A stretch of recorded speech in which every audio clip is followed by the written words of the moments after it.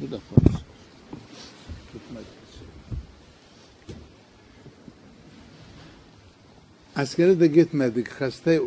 Hastaydık biz. Çocuk olduk. Askere de gitmedik. Onun için işte konuşarak biraz Türkçe olduk. Tam bazı kelimelerde tam yerine getirmese kusurumuza bakmayacaksınız.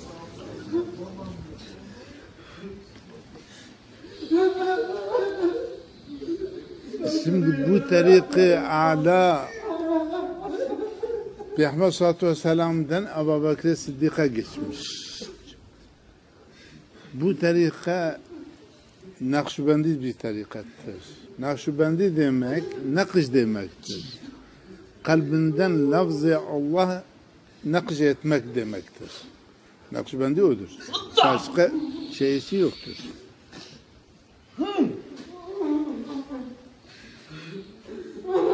Bu Ebu Bekir Sıddık radıyallahu teala anhu en büyük sahabelerden birisidir. Yani Peygamber sallallahu aleyhi ve sellem'den sonra Ebu Bekir Sıddık gelir. Ebu Bekir Sıddık da o makam kazandığı için Sıddık'tan kazanmış. İbadetten değil. İbadete olanlar sahabe-i kiram çok yüksek sahabeler vardır. Ondan daha fazla ibadet olanlar var. Ama onun gibi kazanmamışlar. Peygamber sallallahu aleyhi ve sellem Allahu Teala hatta Peygamber sallallahu aleyhi ve sellem istiyordu ki Hazreti Ali Ebu Bekir Sıddık'tan yerine o seçmek istemişti. Allahu Teala kabul etmedi. Onu seçti. Çok da Peygamber sallallahu aleyhi ve sellem sadık olduğunun dolayısıyla onu o makam almış. İşte insan da bu tariki Allah'a sadık olursa kazanır. Sonra bu dini İslam'ı ahlak-ı hasenedir. Halim, sabır, mazlum olmak lazım. Mazlum insana bir tarihlere bir bakın da tam ilk insan Baba Adem şimdiye kadar Peygamber sallallahu aleyhi ve sellem'e kadar hepsi mazlum. Hepsi onlara zulm yapmışlar. Allahu Teala zalimlere sevmez. Mazlumlara sever. İşte bu tariki ala daima kendini mazlum görmek, mazlum olmak, sabır olmak, halim olmak. Ama bütün şeylerde bu dini İslami'de niyet şarttır. Ve kısa sohbet yapıyoruz da şey olmasın. Niyet Allahu Teala şart koymuş. Mesela bu furudat kısmı namaz olsun, abdest olsun, gusül olsun, hac olsun, oruç olsun bunlar furudattır. Bu furudat insan yapmazsa Allah-u Teala ceza verir. Allah. O da niyetle olur. Niyet olmazsa hiçbir ibadet Allah-u Teala kabul etmez. Mesela abdest alırken niyet olması şarttır. Namaz kılarken niyet şarttır. Hacca giderken niyet Allah-u Teala şart koymuş. Bütün furudatlar Allah niyete bağlıdır. Bu tarih da o da niyettir. İnsan niyet olması şarttır. Bir şişe basılınca Allah niyet olmak şarttır. Niyet olmazsa bütün sevaplar da öyle. Bütün sünnetler de öyle. Hatta da misvak insan ağzına koyarken Allah misvakını söylediğini niyetini şarttır. Niyet olmazsa o sünnet yerine gelmez. O sünnet olmaz. İşte bu bütün ameller de öyle. Sonra dünya mel'anettir. Allah-u Teala lanet getirmiş. Dünya Peygamber sallallahu aleyhi ve sellem böyle emretmiş.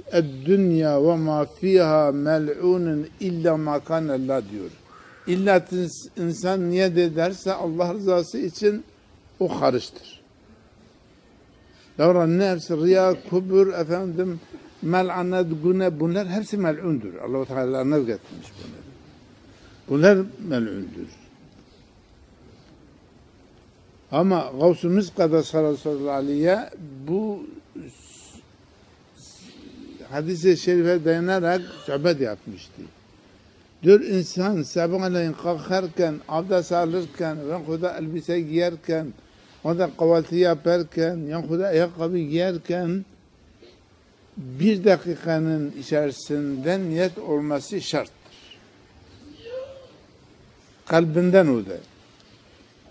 Ya Rabbi ben gidip sizin için çalışıyorum. Ha, sizin için olmazsa çalışmam. Sonra razık-ı mutlak sensin. Ben kendim rızkınca da gitmiyorum. Çalışmam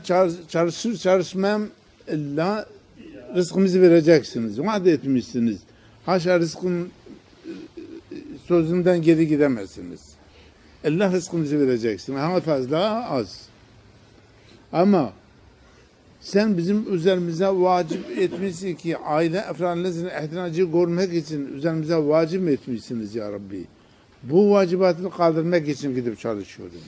Bir de aklınızdan ne gelirse bu hayır sevaplar ne gelirse bunlar için gidip çalışıyorum ya Rabbi diye niyet ederse sanki o insan camiye girip secdeye girip tam akşam dönecek kadar Allahu Teala ibadet yazdırır. Allahu Teala hayır sevap yazdırır. Ama o dünyadan gidip çalışacak. O kazandığı hem dünya kazanmış oluyor hem ahiret kazanmış oluyor. İkisi de beraber olur. Ama o çalışmasını çok dikkatli olmak lazım. Halal haram karıştırmamak lazım. Günah yapmamak lazım. Günah insanın kalbine tahriş eder. Hayatını tahriş eder. Maneviyatını tahriş eder. Haram da halal götürür. Bereketi yoktur orada. Onun için halal haram çok dikkatli olmak lazım. Bine günahlara kendini muhafaza etmek şarttır. Sonra insan tövbe alıyor. Bu tövbe nedir? Gayesi nedir? Gayesi pişmanlıktır. Allah-u Teala çağırıyor. Ya Rabbi diyor. Ben pişmanım diyor. Pişmanlık demek vazgeçmektir. Günahlara vazgeçmektir.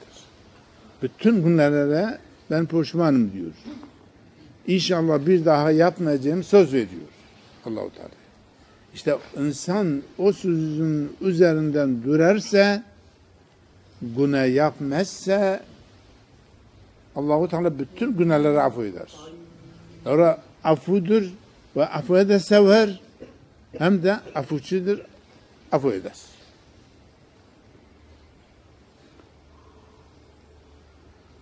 Ama insan evlilerden kandırmış olanlar var, peygamber kandırmış olanlar var.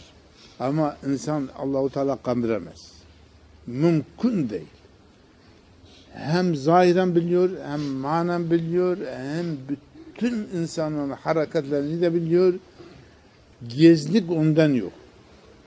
Mümkün değil. Onun için çok dikkatli olmayı lazım. İnsan bilecek ki daimen Allah-u Teala'nın huzurundadır. Sonra o bakıyor insan. Hem de kadına bakıyor. Bütün hareketlere bakıyor.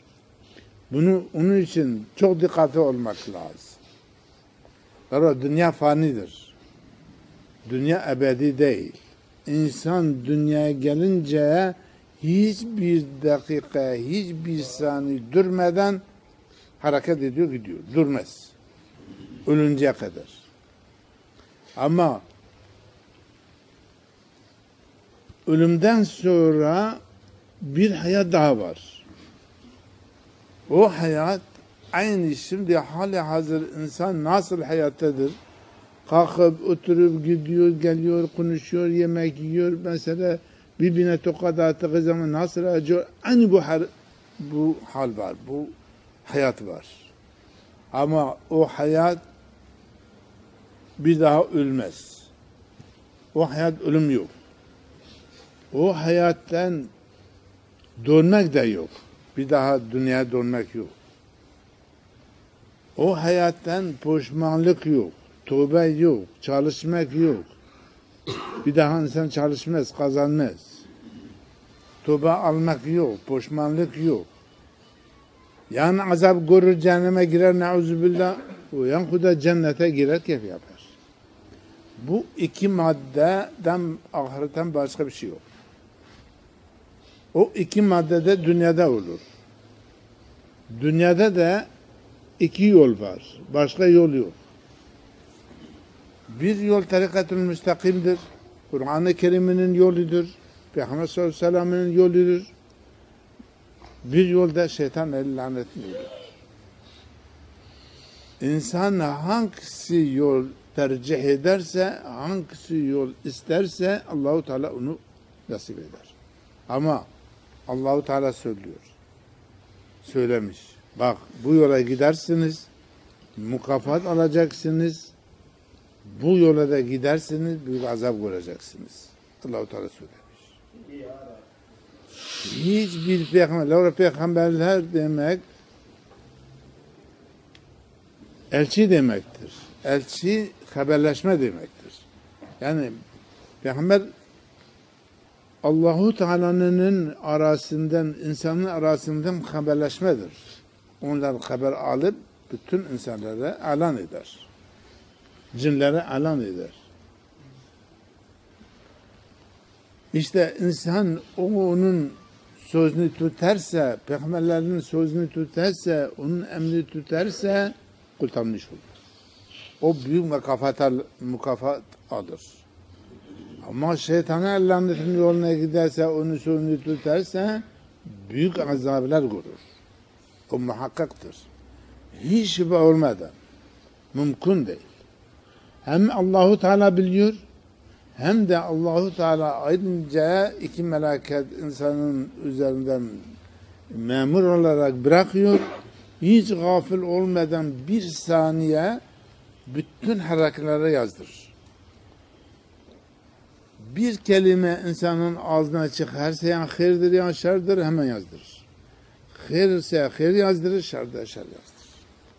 Hiç gafil olmadan bir saniye o kıyamet günü o bir kitabı hale getirip kıyamet günü insanın peşine getirir.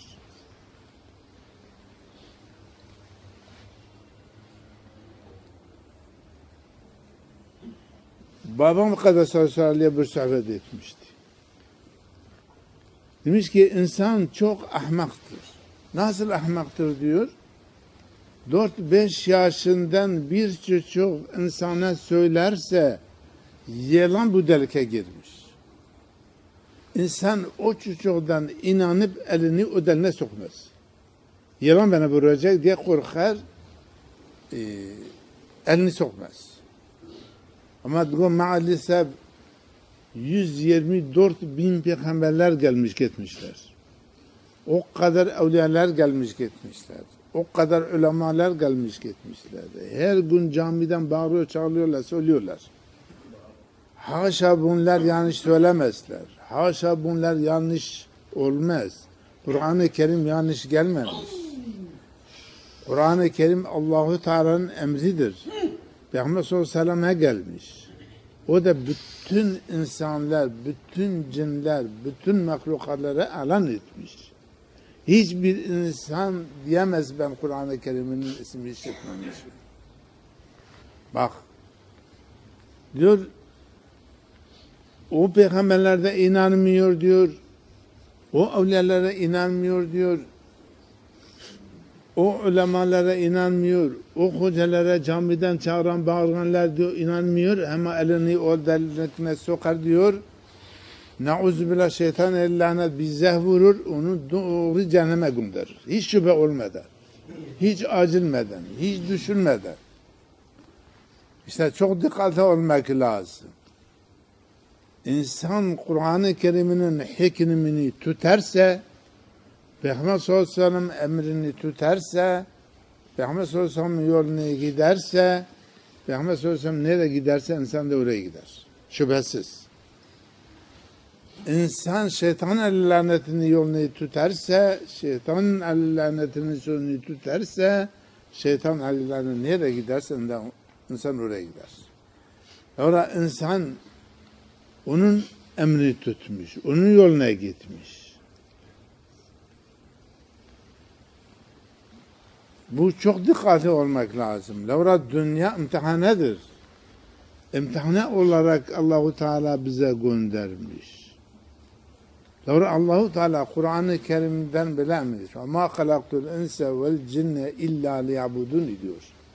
Ben insanlar ve cinler hulk etmemişim ki illa bana ibadet etsin diye hulk etmişim. İnsan ibadet için Allahu Teala'nın emrini tutmak için Allahu Teala bize yaratmış, getirmiş. Sonra biz daha dünyaya gelmeden, hiç dünya olmadan, dünya yokken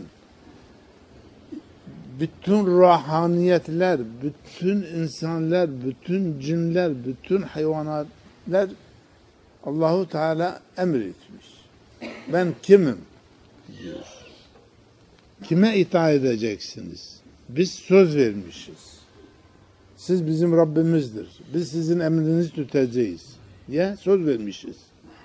Sonra dünya Allah-u Teala kulluk etmiş. Bütün insanlara kulluk etmiş. Biz söz verdik, sözünü tutmuyoruz. Sözünü yerine getirmiyoruz. İşte getirmezse işimiz çok yaş, çok felaket, çok uçurum, çok büyük azaplar var. Dikkatli olmak lazım. Söz tutmak lazım. Sözün üzerinde durmak lazım. Tutmazsa iş olur. Misal diyorum, şimdi devlet bütün devletler olsun. O devletinin sözünü tutmayanlar ne yapıyor devlet? Vurur, kırır, hapse koyar, ceza verir, efendim bilmiyorum neler yapar. En çok fazla şey olsa öldürür. Öldüründen sonra bir şey yapamaz. Ama insan Allahu Teala'nın eline kurtaramaz. Ölümden sonra da kurtaramaz. Hayatı da kurtaramaz. Hiçbir zaman insanın Allahu Teala'nı kurtaramaz. İlla Allahu Teala'nın emri tutmak şart koymuş. İlla emri itaat etmek lazım. Emri itaat etmezse büyük cezalar var. Dünyada Allahu Teala bir şey söylemiyor. Ceza vermez. Ahirete bırakmış. İşte bunu dikkatli olmak lazım. Ölüm ne var ne yok, ne olacak ne yapacağız düşünmek lazım. Sonra bak insan dünya olursa bak buradan Amerikan gidiyor, buradan bilmem nereye gidiyor, buradan efendim tam 20 saat uçakla gidiyor çalışmak için, dünya için gidiyor. Ama buradan 1 saat, 2 saat, 3 saat insan gidip dinini, yolunu takip etmek insanın zoruna gider. Gitmiyor. Bu ne olur? Bu zayıflıkından da oluyor. İnsan zayıftır. Nüsyandır. En sevdiği insanın anne babadır. Ana baba rahmete kavuşur, ölür, vefat ediyor. Kalkıp eline kazma alıp bir çukur açar. Ondan sonra o çukura bırakıp üzerinde taş maş koyar, onun üzerinde toprak atar, sırtını verip eve dönüyor. Ama ahmaktır, düşünmüyor. Demiyor ki o kadar baba anne seviyorduk. Bak biz oraya koyduk. Şimdi biz de oraya gireceğiz. Ama orada ne var ne yok. Ne olacağız, ne yapacağız, ne edeceğiz? Düşünmek lazım. Dikkatli olmak lazım. İnsan ne kadar yaşarsa yaşarsın illa oraya gitmek mecburdur. Mecbur girecek. Mümkün değil. Oradan kurtaramaz. O çukurdan kurtaramaz insan. İlla oraya girecek. Baba, anne, dedeler nerede? Hepsi oraya gitmişler. Muhakkak biz de gideceğiz. Şüphesiz. Yani hiç kimse itiraz edemez. Ben ölmem diyemez. İlla olacak. Kim olsa olsun. Allah'tan başka kimse kalmaz. Yani biz okul okumamışız. Okula gitmemişiz. Bu da fazla. Tutmak için. Askere de gitmedik. Hastaydık biz. Çocuk olduk. Askere de gitmedik. Onun için işte konuşarak biraz Türkçe olduk. Tam bazı kelimelerde tam yerine getirmezsek kusurumuza bakmayacaksınız.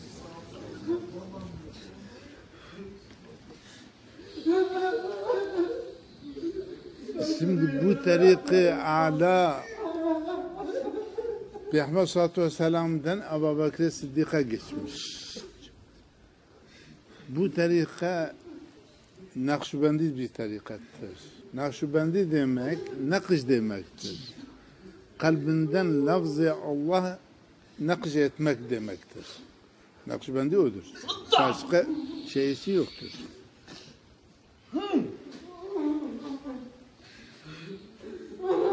Bu Ebu Bekir Sıddık radıyallahu teala anhu en büyük sahabelerden birisidir. Yani Peygamber sallallahu aleyhi ve sellem'den sonra Ebu Bekir Sıddık gelir. Ebu Bekir Sıddık da o makam kazandığı için Sıddık'tan kazanmış. İbadetten değil. İbadete olanlar sahabe-i kiram çok yüksek sahabeler vardır. Ondan daha fazla ibadet olanlar var. Ama onun gibi kazanmamışlar. Peygamber sallallahu aleyhi ve sellem Allahu Teala hatta Peygamber sallallahu aleyhi ve sellem istiyordu ki Hazreti Ali Ebu Bekir Sıddık'tan yerine o seçmek istemişti. Allahu Teala kabul etmedi. Onu seçti. Çok da Peygamber sallallahu aleyhi ve sellem sadık olduğunun dolayısıyla onu o makam almış. İşte insan da bu tariqa Allah'a sadık olursa kazanır. Sonra bu dini İslam'ı ahlak-ı hasenedir. Halim, sabır, mazlum olmak lazım. Mazlum insana bir tarihlere bir bakın da tam ilk insan Baba Adem şimdiye kadar Peygamber sallallahu aleyhi ve sellem'e kadar hepsi mazlum. Hepsi onlara zulm yapmışlar. Allahu Teala zalimlere sevmez. Mazlumlara sever. İşte bu tarife ala daima kendini mazlum görmek, mazlum olmak, sabır olmak, halim olmak. Ama bütün şeylerde bu dini İslami'de niyet şarttır. Ve kısa sohbet yapıyoruz da şey olmasın. Niyet Allahu Teala şart koymuş. Mesela bu furudat kısmı namaz olsun, abdest olsun, gusül olsun, hac olsun, oruç olsun bunlar furudattır. Bu furudat insan yapmazsa Allah-u Teala ceza verir. Allah. O da niyetle olur. Niyet olmazsa hiçbir ibadet Allah-u Teala kabul etmez. Mesela abdest alırken niyet olması şarttır. Namaz kılarken niyet şarttır. Hacca giderken niyet Allah-u Teala şart koymuş. Bütün furudatlar Allah niyete bağlıdır. Bu tariqa da o da niyettir. İnsan niyet olması şarttır. Bir şişe basılınca Allah niyet olmak şarttır. Niyet olmazsa bütün sevaplar da öyle. Bütün sünnetler de öyle. Hatta da misvak insan ağzına koyarken Allah misvakını söylediğini niyetini şarttır. Niyet olmazsa o sünnet yerine gelmez. O sünnet olmaz. İşte bu bütün ameller de öyle. Sonra dünya mel'anettir. Allah-u Teala lanet getirmiş. Dünya Peygamber sallallahu aleyhi ve sellem böyle emretmiş. Dünya ve ma fiha mel'unun illa ma kanallah diyor. İlla insan niyet ederse Allah rızası için o hariçtir. Davran nefs, riya, kubur, efendim, mel'anet, güne bunlar hepsi mel'undur. Allah-u Teala nevgetmiş bunlar. Bunlar mel'undur. Ama Gavsumuz sallallahu aleyhi bu hadis-i şerife dayanarak sohbet yapmıştı. Diyor insan sabahleyin kalkarken, abdest alırken, yahuda elbise giyerken, ya da kahvaltı yaparken, yahuda ayakkabı giyerken bir dakikanın içerisinde niyet olması şarttır. Kalbinden o da. Ya Rabbi ben gidip sizin için çalışıyorum. Allah. Sizin için olmazsa çalışma. Ya razık-ı mutlak sensin. Ben kendim rızkınca da gitmiyorum. Çalışmam illa rızkımızı vereceksiniz. Vaat etmişsiniz. Haşa rızkın sözünden geri gidemezsiniz. Allah rızkımızı vereceksin. Ama fazla az. Ama sen bizim üzerimize vacip etmişsin ki aile efranlarının ihtiyacı görmek için üzerimize vacip etmişsiniz ya Rabbi. Bu vacibatını kaldırmak için gidip çalışıyorum. Bir de aklınızdan ne gelirse bu hayır sevaplar ne gelirse bunlar için gidip çalışıyorum ya Rabbi diye niyet ederse sanki o insan camiye girip secdeye girip tam akşam dönecek kadar Allahu Teala ibadet yazdırır. Allahu Teala hayır sevap yazdırır. Ama o dünyadan gidip çalışacak. O kazandığı hem dünya kazanmış oluyor hem ahiret kazanmış oluyor. İkisi de beraber olur.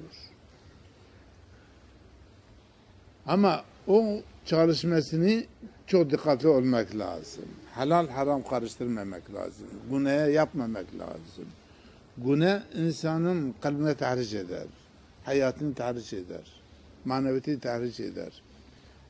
Haram da halal götürür. Bereketi yoktur orada. Onun için halal haram çok dikkatli olmak lazım. Bine günahlara kendini muhafaza etmek şarttır. Sonra insan tövbe alıyor. Bu tövbe nedir? Gayesi nedir? Gayesi pişmanlıktır. Allah-u Teala çağırıyor. Ya Rabbi diyor. Ben pişmanım diyor. Pişmanlık demek vazgeçmektir. Günahlara vazgeçmektir.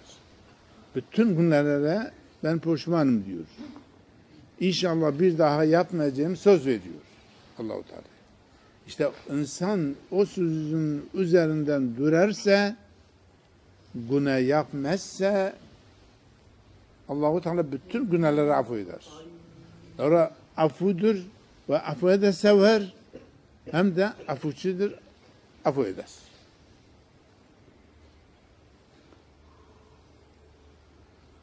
Ama insan evlilerden kandırmış olanlar var, peygamber kandırmış olanlar var. Ama insan Allah-u Teala kandıramaz. Mümkün değil.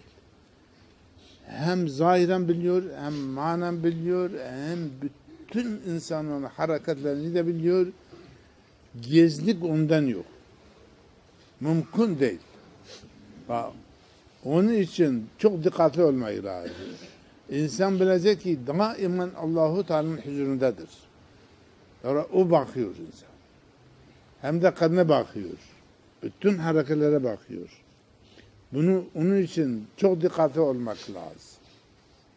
Sonra dünya fanidir. Dünya ebedi değil.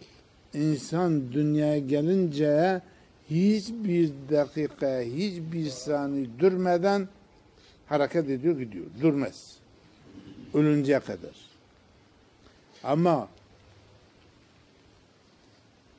ölümden sonra bir hayat daha var. O hayat aynı şimdi hali hazır insan nasıl hayattadır? Kalkıp oturup gidiyor, geliyor, konuşuyor, yemek yiyor. Mesela birbirine tokat attığı zaman nasıl acıyor? Aynı bu hal var, bu hayat var.